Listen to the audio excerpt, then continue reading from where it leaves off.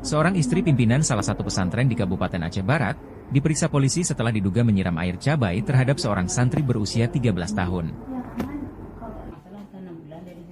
Aksi penyiraman tersebut terjadi di salah satu pondok pesantren di Kecamatan Pante Cerumen, Kabupaten Aceh Barat setelah korban mendapatkan sanksi yang diduga melanggar aturan pesantren setelah ketahuan menghisap rokok.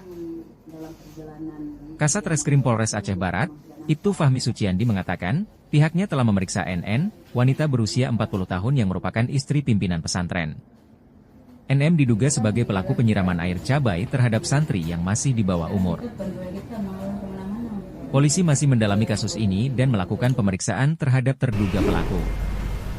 Tadi malam terhadap peristiwa tersebut kita sudah menerima laporan dari orang tua korban. Selanjutnya kita langsung melakukan pemeriksaan secara intensif kepada korban. Kemudian saksi-saksi juga hari ini kita sudah melakukan juga pemeriksaan.